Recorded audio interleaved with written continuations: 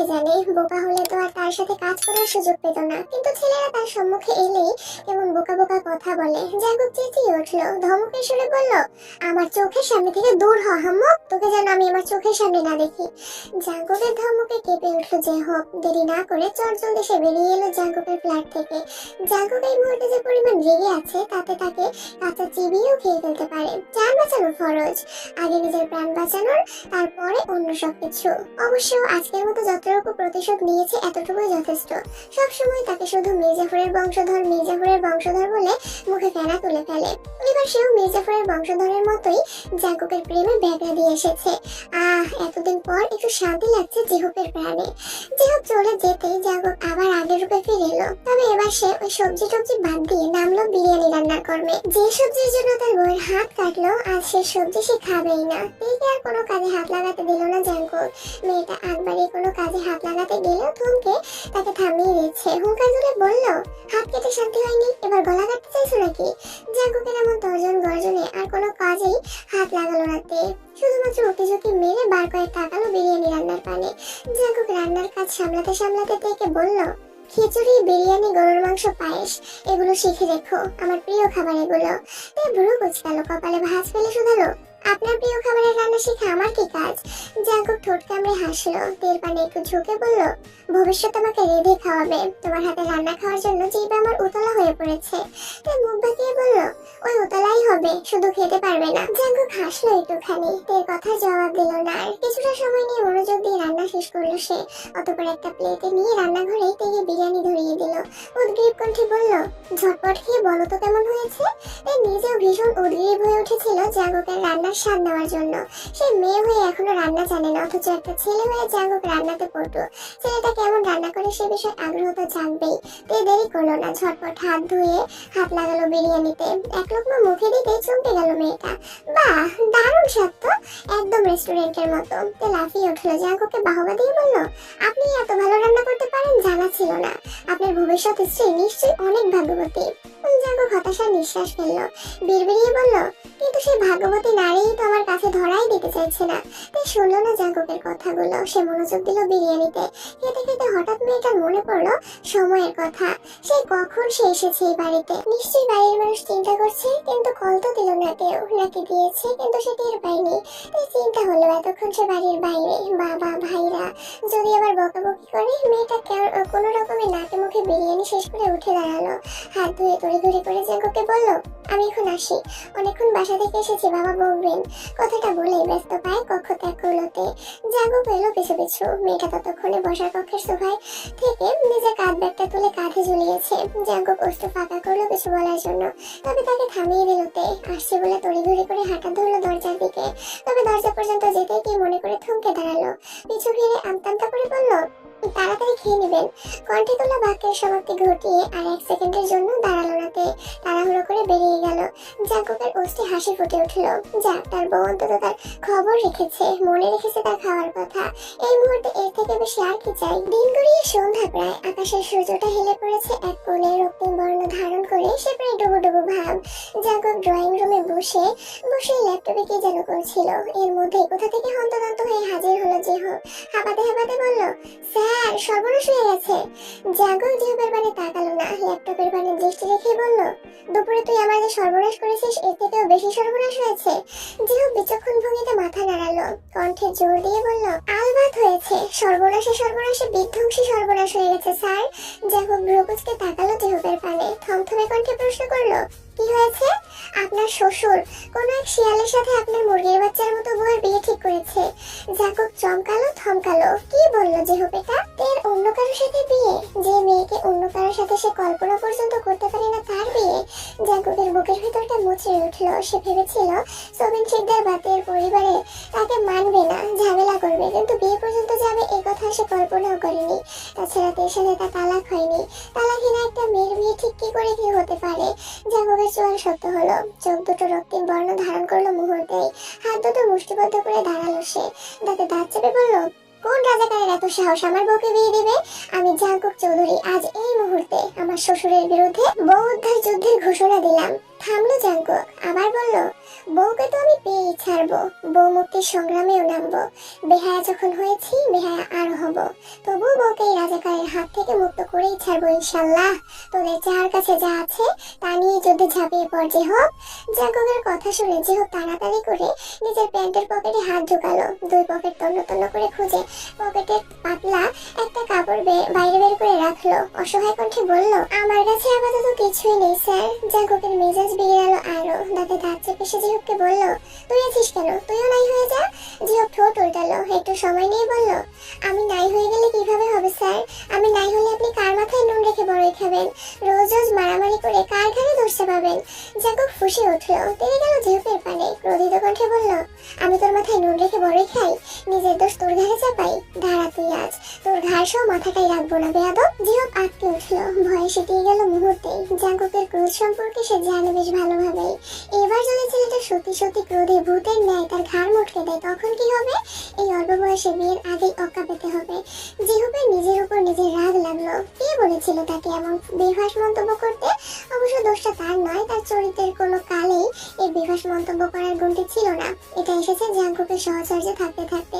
জাঙ্কুকের বাতাস লেগেছে তার শরীরে। জিহবের ভাবনার মধ্যেই সে খেয়াল করলো জাঙ্কুক চোখ লাল করে তার নিকট চলে এসেছে। আর একটু হলে গলাটা টিপে দিবে। জিহব ভয়ে দৌড় দিল জাঙ্কুকের সম্মুখ থেকে। এক দৌড়ে গিয়ে থামলো ফ্ল্যাটের বাহিরে।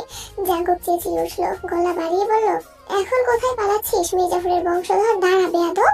জিহবকে পাইকে সে নিজের জান বাঁচাতে পালিয়েছে। জাঙ্কুক ছেলেটার পিছু পিছু দৌড় দিতে গিয়ে থেমে গেল। মাথায় আবার চড়া হলো তের বিয়ের ব্যাপারটা।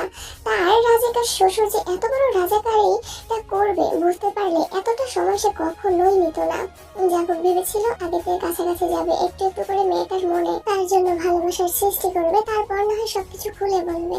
একবার তের মনে নিজের জন্য ভালোবাসার সৃষ্টি করতে পারলে নিশ্চয়ই মেয়েটা নিজে থেকেই তার কাছে চলে আসতো। তখন কারোর সাথে আর যুদ্ধ বিগ্রহে জড়াতে হতো না জাঙ্কুককে। শ্বশুরের সাথে ঝগড়া বিবাদে লিপ্ত হয়ে তার চোখ অন্তত খারাপ হতে হতো না। সম্পর্ক ভালো থাকতো, বউ পেয়ে যেত। কিন্তু তার শ্বশুরটা সব পরিকল্পনায় জল ঢেলে দিল দারুণ ভাবে।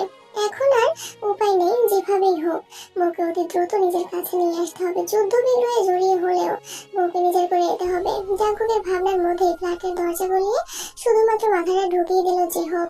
আশেপাশে চোখ বুলিয়ে বলল, স্যার আপনি কি আবার আমাকে তাড়া করবেন নাকি আমি ভিতরে আসবো? জাঙ্কুক তাকালো জিহবের পানে। আপাতত এই ছেলেটার উপরে যতটুকু ক্রোধ ছিল গেলে নিল। একে তো সে পরে দেখে নিবে, আগে বউয়ের বিয়ে আটকে নিক। জাঙ্কুক চড়া গলায় বলল, ভিতরে আসতে হবে না তোকে, গার্ডসদের তৈরি থাকতে বল, আমি বেরোবো। জিহবার কথা বাড়ালো না, মাথা নাড়িয়ে নিঃশব্দে চলে গেল সে। মাগরিবের আজান পড়েছে বেশ অনেকক্ষণ। নামাজের পরপরই এদের ঘরে বেশ কিছু জনমানবের আগমন ঘটেছে। যদিও তো এখনো এই জনমানবের কাউকে চেনে না বা কেন এসেছে জানে না। তাকেও এ বিষয়ে বলেনি কেউ, সেও জিজ্ঞেস করেনি। যদিও ভিতরে ভিতরে মেয়েটা একটু কৌতূহল অনুভব করেছিল যে এই সময় কারা এসেছে, কেন এসেছে, তা ভেবে কিন্তু জিজ্ঞেস করেনি কাউকে। পরে এরা গেলে না হয় জানা যাবে এদের পরিচয়। ঘরে একটু বেশি মানুষদের প্রাদুর্ভাব উপলব্ধি করে নিজ কক্ষে বসেছিল তে। এর মধ্যেই ইয়ঞ্জন বেগম হন্তদন্ত হয়ে ঢুকলেন সে কক্ষে। তেকে তাড়া দিয়ে বললেন, সেদিন শপিং এ গিয়ে একটা কালো শাড়ি এনেছিলি না? শাড়িটা সুন্দর ভীষণ, তুই কালো শাড়িটা পরে নে আর সাথে একটু হালকা পাতলা সেজে নে তাড়াতাড়ি। তে আকস্মিক মায়ের এমন তোর জোরে অবাক হলো। কোথা থেকে এসে হুট করে বলছে শাড়ি পরতে? মেয়েটা কপালে ভাঁজ ফেলে প্রশ্ন করলো, এই রাত বিরাতে আমি আবার শাড়ি পরে কি করবো মা? আর হুট করে তুমি আমাকে শাড়ি বা পরতে বলছো কেন?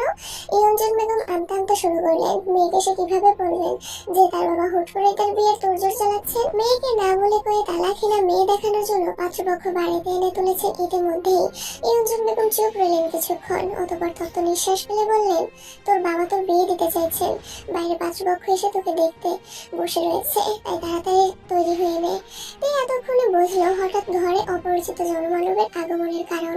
সবটা শুনে মাথা যেন আকাশ ভেঙে পড়লো মেয়েটার। তার বিয়ে, পাত্রপক্ষ বাড়িতে পর্যন্ত চলে এসেছে, অথচ সে কিছুই জানে না। জীবন তার, বিয়ে তার, অথচ তারই মতামত নেওয়া হলো না। একবার জিজ্ঞেস পর্যন্ত করা হলো না, তুই কি চাস, কেমন ছেলে পছন্দ তোর? তের পরিবার তার সাথে এত বড় বেইমানিটা করতে পারলো। তাছাড়া এত তাড়াতাড়ি বিয়ে কিসের? এখনো পর্যন্ত বিয়ের বয়স হয়েছে তের, মাত্র তো 17 বছর হলো মেয়েটার। বান্ধবীদেরও বিয়ে হয়নি। তে সমর্থন করতে পারলো না বাবা মায়ের সিদ্ধান্তকে। প্রতিবাদী কণ্ঠে বলল, কিসের পাত্রপক্ষ আর কিসের বিয়ে, আমি এখন কোনো বিয়েটিই করবো না। ইয়ঞ্জন বেগম ব্যস্ত হলেন, মেয়ের নিকটে গিয়ে বললেন, এমন করে না মা, তোর বাবা তোর ভালোর জন্যই এমন সিদ্ধান্ত নিয়েছেন। তুই গলা বাড়ালো, স্থান কাল পাত্র ভুলে বলল, ভালো? কিসের ভালো? একটা মেয়েকে না জানিয়ে হুট করে পাত্রপক্ষকে বাড়িতে এনে বলছো শাড়ি পরে নে, এটা কেমন ভালো কার্য? থামলোতে ধরা গলায় বলল, আমার মতামতের কি কোনো দাম নেই মা? তোমরা আমাকে একটাবার জিজ্ঞেস না করে কিভাবে এত বড় একটা সিদ্ধান্ত নিলে? আমার বিয়ে, অথচ আমিই জানি না। এই চিৎকার চেঁচামেচির মধ্যে কক্ষে এলেন সোবিন শিকদার। মা মেয়ের পানে একবার দৃষ্টি নিক্ষেপ করে বললেন, চিৎকার চেঁচামেচি জড়েছো কেন? বসার কক্ষে মানুষ রয়েছেন, তাদের সম্মুখে আমার মান সম্মানটা নষ্ট না করলে হচ্ছে না তোমাদের?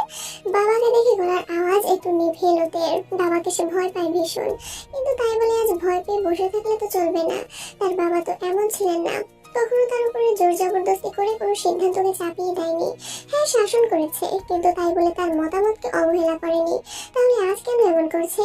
কিছুটা নরম কণ্ঠে বাবাকে বলল, আমার তো এখনো পড়াশোনা শেষ হয়নি বাবা, বিয়ের বয়সটাও হয়নি, এর মধ্যে কিসের বিয়ে? আমি কোনো বিয়ে করবো না বাবা।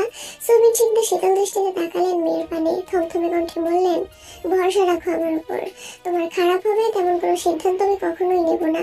আমি যা করছি তোমার ভালোর জন্যই করছি। থামলেন সোবিন শিকদার, আবার বললেন, ধরে নাও বহুদিন আগে তোমার বাবা বড় কোনো ভুল করেছিলেন, সেই ভুল সংশোধনেই আজ নেমেছেন তিনি। তাড়াতাড়ি তৈরি হয়ে এসো, বসার কক্ষে ওরা তোমার জন্য অপেক্ষা করছে। কথাগুলো কোনো মতে শেষ করে ব্যস্ত পায়ে মেয়ের পক্ষ ত্যাগ করলেন সোবিন শিকদার। ডুবরে কেঁদে উঠলোতে কান্না বিজড়িত কণ্ঠে মাকে বলল, আমি কোনো বিয়ে করবো না মা, তুমি বাবাকে বোঝাও একটু, তুমি বোঝালে বাবা নিশ্চয়ই বুঝবেন। ইয়ঞ্জন বেগম মেয়েকে আগলে নিলেন নিজের সাথে, মেয়ের মাথায় হাত বুলিয়ে বললেন, কাঁদছিস কেন পাগলি মেয়ে? দেখতে আসলেই কি বিয়ে হয়ে যায় নাকি? আগে পাত্রপক্ষ তোকে দেখবে, পছন্দ হবে, তারপর তো বিয়ে। তের কান্না তবুও থামলো না। ইয়ঞ্জন বেগম নিজে থেকে ছাড়িয়ে নিলেন মেয়েকে, খুঁজে খুঁজে কালো শাড়িটা বের করে দাঁড়ালেন তের সম্মুখে, তাড়া দিয়ে বললেন, এখন তাড়াতাড়ি তৈরি হয়ে নে তো, ওরা যেহেতু বাড়ি পর্যন্ত এসেছেন, মেয়েকে তো দেখাতেই হবে, আমাদের মান সম্মানটা অন্তত রাখ মা, তারপর না হয় আমি তোর বাবাকে বুঝাবো। তের কান্না থামলো একটু, মায়ের পানে তাকিয়ে শুধালো, তুমি সত্যি বাবাকে বুঝাবে তো? হ্যাঁ বুঝাবো। মায়ের কথা একটু ভরসা পেলোতে, ইচ্ছে না থাকা সত্ত্বেও কালো শাড়িটা পরে তৈরি হয়ে নিল সে, তবে সাজলো না একটু। ইয়ঞ্জন বেগমও আর মেয়েকে জোর করেননি, শাড়িটা পরাতে পেরেছেন এই তো অনেক। খানিক সময় নিয়ে ইয়ঞ্জন বেগম থেকে নিয়ে ঢুকলেন বসার কক্ষে। মায়ের শেখানো বলি আওড়িয়ে তে নত মস্তিষ্কে সকলকে সালাম জানালো। অস্বস্তি নিয়ে মায়ের কথায় বসলো সোফায়, তবে হৃদয়টা যে বড্ড উতলা হয়ে উঠেছে। বারবার জাঙ্কুকের কথা মনে পড়ছে। বিয়ের কথাটা জানার পর থেকে মস্তিষ্কে একটু পরপরই জাঙ্কুক নামক ব্যক্তিটি হানা দিচ্ছে। তার তো জাঙ্কুকের কথা মনে আসার কথা নয়। এই তো কয়েকটা দিন আগে তাদের দেখা হলো, তারপর শত্রুতা। হ্যাঁ, এখন ছেলেটা ইনিয়ে বিনিয়ে অনেক কিছু বোঝানোর চেষ্টা করে, কিন্তু তাই বলে তার প্রতি তোদের কোনো অনুভূতি নেই, তাহলে তাকে কেন মনে পড়বে? তে উসখুস করে আর চোখে তাকানোর সম্মুখে বসা অপরিচিত মানুষগুলোর পানে। আশ্চর্য হলো বেশ, এখানে 3 জন পৌর নারী এবং 2 জন প্রবীণ পুরুষ ব্যতীত আর কাউকেই দেখা যাচ্ছে না। তাহলে পাত্র কোথায়? তার বাবা আবার কোনো বুড়ো লোকের সাথে বিয়ে ঠিক করে নিত? করতেও পারে। যারা এভাবে লুকিয়ে চুরিয়ে তার কথা না ভেবে বিয়ে ঠিক করতে পারে, তারা সব পারে। সময় অতিবাহিত হলো আরো একটু। সম্মুখে উপস্থিত পৌর নারীদের মধ্যে একজন একগাল হেসে বললেন, তোমার নাম কি মা? তার উত্তরে ইচ্ছে হলো না, এখানে বসে থাকতেই তো তার মেজাজ গরম হচ্ছে। তবুও ভদ্রতার খাতিরে মেয়েটা উত্তর দিল, তে। পাশের আরেক মহিলা হাসলেন, বললেন, বাহ, ভারী মিষ্টি নাম তো, একদম তোমার মতোই মিষ্টি। মহিলা কথা শেষ করতে না করতে দরজার দিক থেকে এক গম্ভীর পুরুষালী কণ্ঠস্বর ভেসে এলো। গমগমে কণ্ঠে সে বলল, জাঙ্কুক চৌধুরীর বউ বলে কথা, মিষ্টি তো ওকে হতেই হবে। পরপর একই কণ্ঠে শোনা গেল আবারও। বেশ গম্ভীর কণ্ঠে এবার পুরুষটি আওড়ালো, শুনলাম আমার বউকে নাকি তারা বিয়ে দিচ্ছে, তাই আমিও চলে এলাম, দেখি কার বুকে কত বড় পাটা আমার বউয়ের বিয়ে দিবে। উপস্থিত সবাই চমকালো, বিস্ময়পূর্ণ দৃষ্টিতে একযোগে তাকালো সদর দরজার পানে। দেখা মিলল জাঙ্কুকের। শরীরে জড়ানো কালো শার্টের হাতাটা গোটাতে গোটাতে এলো ভিতরে। ছেলেটা আশেপাশে একবার তাকালো তের পানে, সাথে সাথে থমকে গেল। হৃদস্পন্দন গাঢ় হলো মুহূর্তেই। কালো শাড়িতে কি সুন্দর লাগছে মেয়েটাকে। মুখে কোনো সাজ নেই, গায়ের রংটা উজ্জ্বল শ্যামবর্ণা, অর্থাৎ জাঙ্কুকের গায়ের রঙের তুলনায় বেশ চাপা। তবুও মেয়েটাকে যেন পরি নাই মনে হচ্ছে জাঙ্কুকের নিকট। ছেলেটার দৃষ্টি মুগ্ধ হলো, কিন্তু কিঞ্চিত সময় নিয়ে বউকে খুঁটিয়ে খুঁটিয়ে দেখতে লাগলো। অমনি একটু আগে ঠান্ডা হওয়া মেজাজটা চটে গেল আবারও। এদের কি সাহস, তার দেওয়া শাড়ি পরিয়ে তার বউকে অন্য পাত্রপক্ষের সম্মুখে বসিয়েছে। জোরে জোরে কয়েকটা নিঃশ্বাস নিয়ে একটু জাঙ্কুক নিজেকে শান্ত করলো, অতঃপর গিয়ে দাঁড়ালো সোফায় বসা পাত্রপক্ষের পাশে। একবার তীক্ষ্ণ দৃষ্টিতে সকলের পানে তাকিয়ে পাত্রপক্ষের সাথে আসা দুই প্রবীণ পুরুষকে উদ্দেশ্য করে বলল, আঙ্কেল একটু চেপে বসুন, আমার ছোটখাটো দেহটা নিয়ে আপনাদের মধ্যে একটু বসার স্থান করে দিন। প্রবীণ পুরুষ দুজন ভরকে গেলেন জাঙ্কুকের কথায়। এ ছেলে আবার কে, আর হঠাৎই এসে কেন এমন সব কথায় নেমে পড়েছে? জোরপূর্বক হাসলেন একজন প্রবীণ, একটু সরে বসে বললেন, বসো বাবা। এই পর্যায়ে আর চুপ থাকতে পারলেন না সোবিন শিকদার, কণ্ঠে ক্রোধ এঁকে বললেন, এসব কেমন ধরনের অসভ্যতাম, আর তুমি বা এখানে কেন এসেছো? জাঙ্কুক পাত্তা দিল না সোবিন শিকদারের কথায়। সে বসে পড়লো সোফায় ফাঁকা স্থানে। শার্টের গলার কাছে দুটো বাটন খুলে গা এলিয়ে দিল সোফার সাথে। নাক মুখ কুচকে বলল, কি গরম, মনে হচ্ছে এখনই ডিমের মতো সিদ্ধ হয়ে যাব। থামলো জাঙ্কুক, সোবিন শিকদারের পানে তাকিয়ে বলল, এত বছর রাজাকারগিরি করে জীবনে কি করেছেন শ্বশুর মশাই? পথে ঘাটে দু চারটা এসি লাগিয়ে রাখতে পারলেন না? আপনি জানতেন না এই পথে আপনার মেয়ে জামাই আসবে, তার গরম লাগতে পারে? সোবিন শিকদার দাঁতে দাঁত চাপলেন, কটমট করে বললেন, চুপ থাকো বেয়াদব ছেলে, আর তুমি এখানে কেন এসেছো? আমার বাড়িতে পা রাখার সাহস তোমাকে কে দিয়েছে? জাঙ্কুক অবাক হওয়ার ভান ধরলো, বিস্ময় ভরা কণ্ঠে বলল, সে কি শ্বশুর মশাই, এসব কি ধরনের কথাবার্তা বলছেন? আমার বউয়ের বিয়ে আর আমি আসবো না, সে কখনো হয় নাকি? কথাটা বলে চোখে মুখে বিষণ্ণ ভাব ফুটিয়ে তুলল জাঙ্কুক। কাঁদো কাঁদো কণ্ঠে বলল, তবে আমার বউয়ের বিয়েতে আমাকে দাওয়াত না করায় আমি কিন্তু ভীষণ কষ্ট পেয়েছি শ্বশুর মশাই। এই কাজটা কিন্তু আপনি একদম ঠিক করেননি। সুগা এবং সোহাইয়ের উপস্থিত ছিল ওই স্থানে। জাঙ্কুকের হঠাৎ আগমন এবং এমন অদ্ভুত বাক্যে খেপে গেল দুই ভাই। সুগা শক্ত কণ্ঠে বলল, এসব কেমন ধরনের বেয়াদবি? এটা ভদ্র বাড়ি, ভদ্রভাবে কথা বল। জাঙ্কুক ঘাড় ঘুরিয়ে তাকালো সুগার পানে, হেয়ালি পূর্ণ কণ্ঠে বলল, এটা ভদ্র বাড়ি? ও, আমার জানা ছিল না। থামলো ছেলেটা, চোখ মুখ শক্ত করে আবার বলল, তা ভদ্রবাড়ির মেয়েদের বুঝি তালাকি না অন্যত্র বিয়ে দেওয়ার বন্দোবস্ত করা হয়? স্বামী জীবিত থাকতেও অন্য পাত্রপক্ষের সম্মুখে বসানো হয় রূপ দেখানোর জন্য? জাঙ্কুকের কথা শেষ হওয়ার প্রায় সাথে সাথেই তার কথার উত্তর দিলেন সোবিন শিকদার। তাচ্ছিল্য করে বললেন, স্বামী জীবিত অথচ স্ত্রীর কোনো খোঁজ খবর রাখেনি টানা 7টা বছর। স্ত্রী বেঁচে আছে নাকি মরে গেছে একটাবার জানার প্রয়োজন বোধ করেনি। তাকে কি আদৌ স্বামীর কাতারে ফেলা যায়? জাঙ্কুকের কণ্ঠ নরম হয়ে এলো, অপরাধী কণ্ঠে বলল, আমি জানি আমি ভুল করেছি, তার জন্য আমি আপনাদের এবং তের নিকট ক্ষমা প্রার্থী। তবে এখন সেই ভুলটা শুধরে নিতে চাইছি, স্ত্রীকে আপন করে নিতে চাইছি। দয়া করে আপনারা আমার ভুল শুধরানোর জন্য একটা সুযোগ অন্তত দিন। এতক্ষণ চুপচাপ শুনছিল, সবটা বোঝার জন্য চেষ্টা করছিল, কিন্তু এদের এক একজনের এক এক স্থান থেকে এক এক ধরনের কথায় বোধগম্য হচ্ছিল না কিছুই। তার মধ্যে আবার জাঙ্কুক কি বলল, সে তের নিকট ক্ষমা প্রার্থী, আবার স্ত্রীকে আপন করে নিতে চাইছে। এই পর্যায়ে মেয়েটা নিজের ধৈর্য রাখতে পারলো না, উঠে দাঁড়ালো মেয়েটা, অধৈর্য কণ্ঠে বলল, এখানে কি হচ্ছে কেউ একটু বলবে আমাকে? আমি তো কিছুই বুঝতে পারছি না। এর কথা শুনে তার পানে তাকালো সবাই। হঠাৎ জাঙ্কুকের আগমনে তো তারা সবাই তের কথা ভুলেই বসেছিল। মেয়েটা নিশ্চয়ই সবটা শুনে নিয়েছে, আর লুকানো গেল না কিছু, হয়তো লুকানোটাও ঠিক হবে না। সোবিন শিকদার হাত রাখলেন মেয়ের মাথায়, শান্ত কণ্ঠে বললেন, তোর জীবনের অনেক কথাই এখনো তোর অজানা। আমরা এতদিন লুকিয়ে রেখেছিলাম, জানতে দেয়নি তোকে। ভেবেছিলাম সবটা জানলে তুই হয়তো ভেঙে পড়বি, মেনে নিতে পারবি না। আর তাছাড়া তখন জাঙ্কুকের ফিরে আসার সম্ভাবনা ছিল না, তাই জানাইনি। কিন্তু আজ মনে হচ্ছে তোকে সবটা জানানো উচিত। তোর জীবন, সুতরাং তোর জীবনে ঘটে যাওয়া সবকিছু জানার অধিকার তোর আছে। থামলেন সোবিন শিকদার, মেয়ের মাথায় হাত রেখেই বলতে শুরু করলেন, ছোটবেলা থেকেই জাঙ্কুকের মা এবং তোর মা ভীষণ ভালো বান্ধবী ছিলেন। আবার তাদের বিয়ে হয়েছিল প্রায় পাশাপাশি স্থানে। জাঙ্কুকদের বাড়ি এবং আমাদের বাড়ি কাছাকাছি ছিল। আমাদের পূর্বপুরুষদের ভিটে রাজশাহীতে হলেও আমরা বাসিন্দা ছিলাম রাজধানী ঢাকার। জাঙ্কুকের বাবা মায়ের বিয়েতেই তোর মাকে আমি প্রথম দেখেছিলাম, তারপরে তার বাড়িতে বিয়ের প্রস্তাব পাঠাই, তারপরে বিয়ে। এটুকু বলে আবার থামলেন সোবিন শিকদার, একটু সময় নিয়ে বলতে শুরু করলেন, পাশাপাশি বিয়ে হওয়ার দরুন তোর মা এবং জাঙ্কুকের মায়ের বন্ধুত্বটা আরো গাঢ় হয়ে উঠেছিল। তারা দুজনে চেয়েছিল তাদের ছেলে মেয়েদের বিয়ে দিয়ে এই সম্পর্কটা আরো মজবুত করবেন। কিন্তু দুর্ভাগ্যবশত জাঙ্কুকের মা এবং তোর মা দুজনেরই প্রথম সন্তান ছেলে হয়। এরপরে আবারও তারা অধীর আগ্রহে অপেক্ষা করতে শুরু করেন দ্বিতীয় সন্তানের, কিন্তু এবারও দুজনেরই পুত্র সন্তানের জননী হন। তৃতীয়বারের বেলায় জিন আবারও পুত্র সন্তানের জন্ম দিলেও আমাদের কোল আলো করে তুই এসেছিলি। জিন তখনই বলে রেখেছিলেন তোকে তার বড় ছেলে জাঙ্কুকের বউ করে নিবে। আমি তখন তোর আর জাঙ্কুকের বয়সের পার্থক্যের কথা ভেবে বিয়েটা মানিনি। তারপর আর এ নিয়ে কথাও ওঠেনি। কিন্তু সমস্যা বাঁধলো যখন তোর বয়স 10 হলো। তখন জাঙ্কুক 20 বছরের এক তরতাজা খামখেয়ালি যুবক। তার ঠিক যা ইচ্ছে হয় সে তাই করে বেড়ায়। এখানে সেখানে মারামারি, নেতাগিরি, বন্ধুদের সাথে আড্ডা, সভা সমাবেশ, সব স্থানে জাঙ্কুকের নাম। অল্প বয়সে এলাকার ছোটখাটো এক নেতাও হয়ে উঠেছিল সে। জিনের ভয় বাড়ে। ছেলের এমন বকে যাওয়াকে মেনে নিতে না পেরে সিদ্ধান্ত নেন বিয়ে দেবেন ছেলেকে ঘরমুখো করতে এছাড়া নাকি আর কোনো উপায় নেই। আমার কাছে তোর হাত চেয়ে বসে তখন।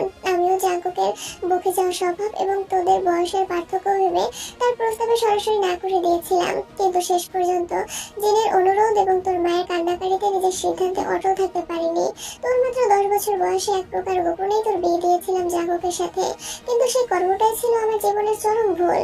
জাঙ্কুক তোকে মেনে নেয়নি। বিয়ের আসরেই তোর মুখ না দেখে তোকে ত্যাগ করে চলে গিয়েছিল। তারপর আমরা অনেক কষ্টে অনেক চেষ্টা করেছিলাম জাঙ্কুকের সাথে যোগাযোগ করার, সবটা ঠিক করার, কিন্তু সে করেনি। ধীরে ধীরে বিষয়টা লোক জানাজানি হতে শুরু করলো।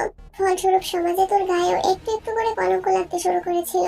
ছোট বলে তারা তোকে ছেড়ে দেয়নি মা। অনেকেই কথা তুলেছিল টাকার লোভে জাঙ্কুকের সাথে তোর বিয়ে দিয়েছি। অথচ জাঙ্কুকদের থেকে অর্থবিত্তে কোনো অংশে কম ছিলাম না আমরা। শুরু হলো সমাজে তোকে হেয় প্রতিপন্ন করা। যে অল্প সংখ্যক আশেপাশের মানুষ জাঙ্কুক আর তোর বিয়েটা সম্পর্কে জানলো, তারা দিন দিন হেয় করতে শুরু করলো তোকে, যা বাবা হিসাবে আমি মানতে পারছিলাম না। আর আমি এও চাইনি আমার ভুলের কারণে তোর শৈশব নষ্ট হোক। তুই সবটা জেনে ভেঙে পড়িস। তাই পুরোপুরি ভাবে লোক জানাজানি হওয়ার আগেই তোদের নিয়ে এলাকা ছেড়েছি আমি। ঘাটে গেড়েছি রাজশাহীতে। এই সবটা শুনলো মনোযোগ দিয়ে। আখিদার ভরে উঠলো মেয়েটার। এখন তার কাছে সবটা পরিষ্কার। জাঙ্কুক কেন তার ঠিকানা খুঁজেছিল, কেন এতদিন তার সম্মুখে প্রেমময় বাক্য আওড়াতো, সবটা পরিষ্কার। কিন্তু এই পুরুষ তো তাকে ছেড়ে গিয়েছিল, ত্যাগ করেছিল। তুই যে নিজের 10 বছর বয়সে বিয়ের কথা মনে ছিল না তা নয়, ঠিক মনে ছিল। কিন্তু যখনই বাবা মায়ের কাছে এই বিষয়ে কিছু জিজ্ঞেস করেছে, তারা বলেছে ওটা পুতুল বিয়ে ছিল। পুতুল তো কথা বলতে পারে না, তাই পুতুলের হয়ে তাকে কবুল বলানো হয়েছিল। তেও আর সে বিষয়ে ততটা মাথা ঘামায়নি। তার মাথাতে একবারের জন্য এই চিন্তা আসেনি তার মা বাবা তাকে মাত্র 10 বছর বয়সেই বিয়ের পিড়িতে তুলে দিয়েছিল। এর অজান্তেই তার জীবনে এত কিছু ঘটে গেল। বিয়ে হলো, স্বামী ত্যাগ হলো, অথচ সে জানতেই পারলো না এরা সবাই মিলে তাকে ঠকিয়েছে। বাবা মা নিজেদের সম্পর্ক অটুট রাখার জন্য 10 বছরের এক মেয়েকে অনিশ্চিত এক ভবিষ্যতের দিকে ঠেলে দিয়েছে। আর যার সাথে বিয়ে দিয়েছিল সেই পুরুষটাও শুধুমাত্র নিজের কথা ভেবে তাকে ত্যাগ করে ঠেলে দিয়েছিল অন্ধকারে। কেউ তার কথা ভাবেনি, একটা বারের জন্যও ভাবেনি। যে যার নিজের স্বার্থেই শুধুমাত্র ব্যবহার করেছে তেকে। মেয়েটার ভাবনার মধ্যেই শোনা গেল জাঙ্কুকের কণ্ঠস্বর। অপরাধীর কণ্ঠে সে বলল, আমি আমার কর্মের জন্য অনুতপ্ত। আমি তেকে ছেড়ে গিয়ে বুঝেছি আমি কতটা ভুল করেছি। ধীরে ধীরে ভীষণ বাজেভাবে আটকে গেছি ওর মায়ায়। আমি ভালোবেসে ফেলেছি তেকে, তাই তো আবারও ছুটে এসেছি ওকে ফিরিয়ে নিতে। তাই পেছন ঘুরে তাকালো জাঙ্কুকের পানে। তার ছেলের হাসি এসে বলল, আপনি আমাকে ছেড়ে গিয়ে বুঝলেন আমাকে ভালোবেসে ফেলেছেন। আমার বাবা মা বুঝলো তারা ভুল করেছেন। আফসোস শুধুমাত্র আমিই বুঝলাম না। আমার অগোচরে আমার কাছের মানুষগুলোর নিকট তাদের সম্পর্ক রক্ষায়, স্বার্থ রক্ষায় আমি ভীষণ বাজেভাবে ঠকে গেছি। জাঙ্কুক এগিয়ে এসে দাঁড়ালো তার সম্মুখে। কিছুটা অস্থির কণ্ঠে বলল, আমি ভুল করেছি, এই জন্য তুমি আমাকে অবশ্যই দোষী সাব্যস্ত করতে পারো, কিন্তু তাই বলে ঠকবাজ উপাধি দিতে পারো না। আমি তোমাকে ঠকাইনি। তুমি হয়তো ভুলে যাচ্ছ, তোমার আর আমার বিয়ের সময় আমার বয়স ছিল 20 বছর আর তোমার মাত্র 10। একজন 20 বছরের তরতাজা যুবকের সাথে যদি জোর জবরদস্তি করে ত্যায্য পুত্র করার হুমকি দিয়ে মাত্র 10 বছর বয়সী এক শিশুকন্যার বিয়ে দেওয়া হয়, তবে ওই যুবকের এমন প্রতিক্রিয়া কি কিংবা রাগ করাটা অস্বাভাবিক কিছু? আমার স্থানে তুমি থাকলে কি করতে? প্রশ্নটা না হয় নিজেকেই করো। তার দৃষ্টি শীতল হলো। বুঝলো সে ওই বয়সে জাঙ্কুকের তাকে মেনে না নেওয়া কথাটা। জাঙ্কুকের স্থানে সে থাকলে হয়তো সেও মেনে নিতে পারতো না। কিন্তু পরের 7 বছর ভালোবাসলে সেই 7 বছরে কেন ফিরে এলো না? কেন একটা বার খোঁজ নিল না? এত বছর পর এসেছে ভালোবাসার দাবি নিয়ে।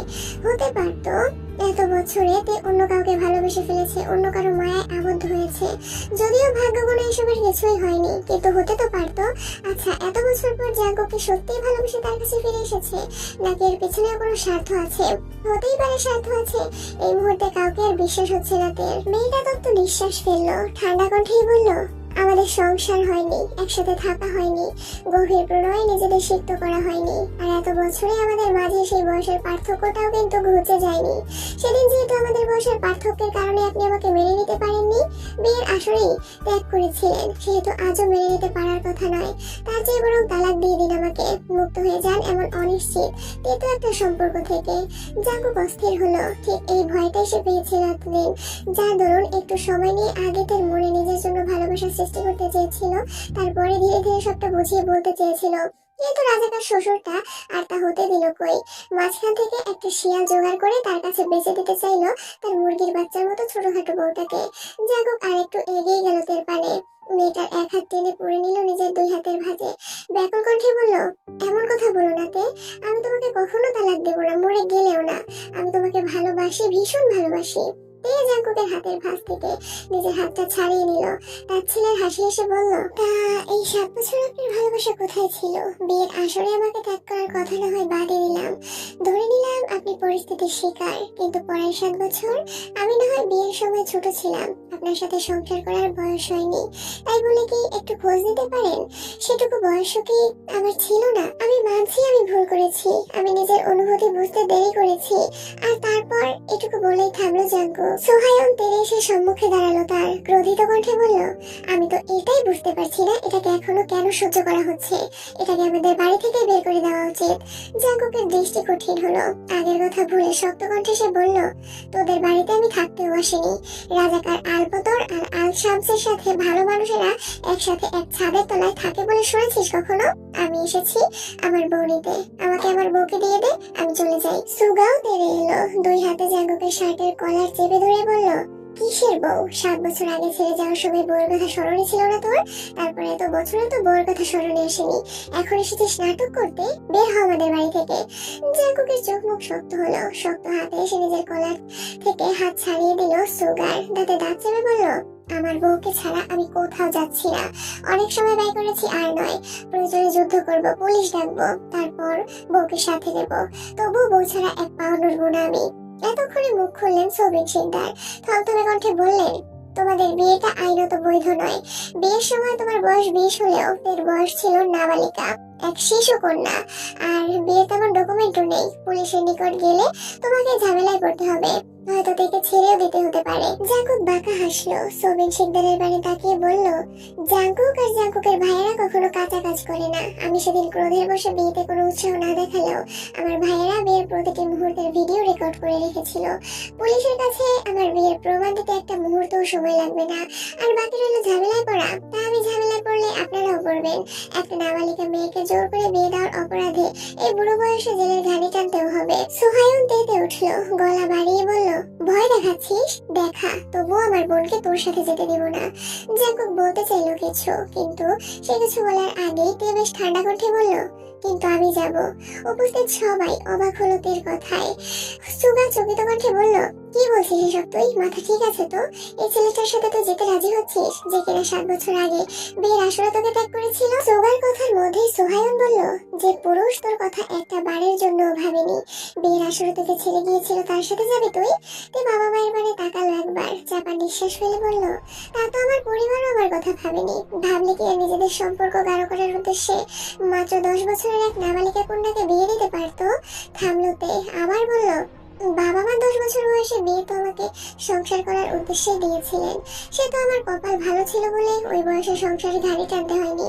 এখন যখন সুযোগ পেয়েছি, তখন না হয় বাবা মায়ের ইচ্ছাটাকেই প্রাধান্য দেই, সংসার করি। ইয়ঞ্জন বেগম এবং সোবিন শিকদার বেশ ভালোভাবেই বুঝলেন মেয়ে তাদের উপরে অভিমান জমেছে বেশ, আর সেই অভিমান থেকে এসব কথা বলছে মেয়েটা। ইয়ঞ্জন বেগম এগিয়ে এলেন মেয়ের পানে, মেয়েকে বোঝানোর উদ্দেশ্যে বললেন, তুই আমাদের ভুল বুঝছিস মা। হ্যাঁ, আমরা জাঙ্কুকের পরিবারের সাথে সম্পর্ক গাঢ় করার জন্য তোকে জাঙ্কুকের সাথে বিয়ে দিয়েছিলাম ঠিক, কিন্তু তখনই তোর সংসার করার কথা ছিল না। আমাদের দুপক্ষের মধ্যে কথা হয়েছিল, বিয়ে হলেও তখনই তুই ওই বাড়িতে যাবি না। তোর 18 বছর পূর্ণ হলে ধুমধাম করে তুলে নেবেন তারা। কণ্ঠের জোর বাড়লো। শক্ত কণ্ঠে বলল, তাহলে বিয়েটাও না হয় 18 বছর বয়স হলেই দিতে। অল্প বয়সে ওই সময় বিয়েটা না দিলে তো আর আমার জীবনে এত সব ঘটনা ঘটতো না। আমরা ভয় পেয়েছিলাম, বড় হয়ে তোরা যদি দুজন দুজনকে না মানতে চাস। তাছাড়া জাঙ্কুকও মুখে যাচ্ছিল, তাই তাড়াহুড়ো করে বিয়েটা দিয়েছিলাম। পূর্ণ দৃষ্টিতে তাকালো মায়ের পানে, বলে দিশে বলল, তোমরা তোমাদের সম্পর্ক গাঢ় করতে এতটাই তৎপর হলে যে বকে যাওয়া একটা ছেলের সাথে নিজের 10 বছরের শিশু কন্যার বিয়ে দিতেও দ্বিধাবোধ করলে না। আমি জানতাম মেয়ের বাবা মা বকে যাওয়া ছেলেদের এড়িয়ে চলে, আর আমার বাবা মা উল্টো সম্পর্ক গাঢ় করার উদ্দেশ্যে বকে যাওয়া ছেলের হাতে মেয়েকে তুলে দিতে মরিয়া হয়ে উঠেছিল। আচ্ছা মা, আমার থেকে তোমাদের সম্পর্ক গাঢ় করার নিশ্চয়তাটা কি বেশি হয়ে গিয়েছিল তখন? ইয়ঞ্জন বেগম চুপ হয়ে গেলেন। এই পর্যায়ে মেয়ের কথার কোনো উত্তর দিতে পারলেন না তিনি। কি উত্তরই বা দিবেন? সত্যিই তো ভুল করেছেন তারা, মেয়েটার সাথে অন্যায় করেছেন, যার জন্য মেয়ের জীবনে আজ এত জটিলতা। তাই মায়ের চোখ হয়ে যাওয়া মুখের বারে তাকিয়ে মলিন হাসলো, চোখ দুটো ভিজে উঠেছে তার। ভেজা চোখে এসে এগিয়ে গেল জাঙ্কুকের পানে, নিজেকে শক্ত করে বলল, আমাকে নিয়ে চলুন আপনার সাথে। জাঙ্কুক এতক্ষণ চুপচাপ দেখছিল সবটা। তেজ এত তাড়াতাড়ি তার সাথে যেতে রাজি হবে কল্পনাও করতে পারেনি। সে ভেবেছিল তে তাকে ভুল বুঝবে, তাড়িয়ে দিবে, তারপর অনেক কাঠখড় পরিয়ে বউকে নিজের কাছে নিতে হবে। অথচ এত তাড়াতাড়ি রাজি হয়ে গেল। তাই তো সবটা শুনে একটু থম বেড়ে গিয়েছিল আর কি। তবে তের কথায় এবার ঘোর কাটলো জাঙ্কুকের। আনন্দের সহিত নিজের হাত বাড়ালো, ধরো তের এক হাত, সম্মুখ পানে যেতে যেতে বলল, চলো। সুগা এবং সোহায়ন উদ্যত হলো জাঙ্কুকে আটকাতে। তারা জানে তাদের অভিমানী বোন পরিবারের উপরে অভিমান করে এমন একটা সিদ্ধান্ত নিয়েছে, তাই বলে তারা তো বোনকে এভাবে চলে যেতে দিতে পারে না। সুগা এবং সোহায়ন জাঙ্কুক থেকে আটকাতে যেতে নিলে তাদের থামিয়ে দিলেন সোবিন শিকদার। থমথমে কণ্ঠে বললেন, ওদের যেতে দাও। সুগা এবং সোহায়ন অবাক হলো। সুগা অবাক কণ্ঠেই বলল, জাঙ্কুক তো থেকে নিয়ে চলে যাচ্ছে বাবা, আর তুমি ওদের আটকাতে বারণ করছো? সোবিন শিকদার কোনো উত্তর দিলেন না ছেলের প্রশ্নে। তিনি ঘাড় ঘুরিয়ে তাকালেন তার আনা পাত্রপক্ষের পানে, যারা এতক্ষণ খুব নিগুড়ভাবে দর্শকের ন্যায় দেখছিল সবটা। সোবিন শিকদার ঠান্ডা কণ্ঠে তাদের বললেন, আপনাদের কাজ শেষ, আপনারা এখন আসতে পারেন, ধন্যবাদ আসার জন্য। পাত্রপক্ষের নামধারী আসা জনমানবের মধ্যে একজন বলল, আরে ঠিক আছে, আচ্ছা আমরা এখন আসছি, আপনারা পারিবারিকভাবে মিটিয়ে নিন সবটা। কথাটা বলে চলে গেলেন তারা। সুগা, সোহায়ন এবং ইয়ঞ্জন বেগম অবাক হলেন। ইয়ঞ্জন অবাক কণ্ঠেই শোধালেন, এসবের মানে কি? সোবিন শিকদার একবার তাকালেন স্ত্রী সন্তানদের পানে, অতঃপর থমথমে কণ্ঠে বললেন, আমি এতটাও নির্বোধ নই যে আমি আমার তালাকবিহীন মেয়েকে বিয়ে দেব অন্যত্র। আমি শুধুমাত্র দেখতে চেয়েছিলাম জাঙ্কুক আমার মেয়ের জন্য কি কি করতে পারে। আমি জানতাম জাঙ্কুক এখানে আসবে। তার বিয়ের খবরটা ওর নিকট সুকৌশলে আমি নিজেই পাঠিয়েছিলাম, নয়তো ওর সাধ্য ছিল না কিছুই জানার, যেখানে তোমরাই সবটা জেনেছিলে দুপুরে। কিন্তু বাবা, এটুকু বলতেই সোহায়নকে থামিয়ে দিলেন সোবিন শিকদার। আবার বললেন, হ্যাঁ আমি আগে বলেছিলাম তের সাথে জাঙ্কুকের তালাকটা গোপনে করিয়ে দিব, তেকে না জানিয়ে, কারণ আমি এই সম্পূর্ণ বিয়ের বিষয়টাই তের থেকে লুকিয়ে রাখতে চেয়েছিলাম। কিন্তু আমি চাইলেই কি ওদের গোপনে তালাক হয়ে যেত? স্ত্রীর অনুপস্থিতিতে তালাক দেওয়া বা স্ত্রীকে জানানো না হলে তালাক হয় না। তালাক দেওয়ার জন্য স্বামীকে অবশ্যই স্ত্রীর উপস্থিতিতে স্পষ্টভাবে 3 বার তালাক বলতে হবে। বিষয়টা নিয়ে এমনি সর্বদা চিন্তিত ছিলাম আমি। তার উপর জাঙ্কুক ফিরে এলো। সেদিন জাঙ্কুককে তালাকের কথা বললেও জাঙ্কুক শক্ত কণ্ঠে নাকচ করে দিল। ওর কণ্ঠে আমি দৃঢ়তা অনুভব করেছিলাম। তোমরা বসে থাকলেও আমি বসে থাকিনি। ওর বিষয়ে সম্পূর্ণ খোঁজ খবর নিয়ে আমার মনে হয়েছিল ওকে একটা সুযোগ দেওয়া উচিত। 7 বছর আগে ও আমার মেয়েকে ত্যাগ করে ভুল করেছে ঠিক, আমরাও তো ভুল কম করিনি। তাছাড়া বিচ্ছেদ কোনো সমাধান হতে পারে না, ভুল তো আমাদেরও ছিল। অন্তত নিজেদের ভুলটা শুধরে নিয়ে ছেলে মেয়ের ভবিষ্যৎ সুন্দর করার জন্য হলেও জাঙ্কুকে একবার সুযোগ দেওয়ার প্রয়োজন ছিল। সেই সুযোগটাই আমি তাকে দিয়েছি। থামলেন সোবিন শিকদার, শক্ত কণ্ঠে বললেন, তবে ভেবো না ওই জাঙ্কুক চৌধুরীকে আমি এত সহজে ছেড়ে দেব। 7 বছর আমার মেয়েকে অনিশ্চয়তার মধ্যে রেখেছে, বিয়ের আসরে আমার মেয়েকে ত্যাগ করেছে। 7 বছর পরে এত সহজে অবশ্যই ওর পরীক্ষা শেষ হবে না। আমি আমার মেয়েকে আবার কেড়ে নেওয়ার চেষ্টা করবো ওর থেকে। ও যদি ভালোবেসে থাকে তবে ভালোবাসার নারীকে ধরে রাখার দায়িত্ব ওর। কথাটা বলে কাউকে আর কোনো কিছু বলার সুযোগ না দিয়ে প্রস্থান করলেন সোবিন শিকদার। পেছনে ফেলে রেখে গেলেন 3 জনা বিস্ময় পরিপূর্ণ চোখ।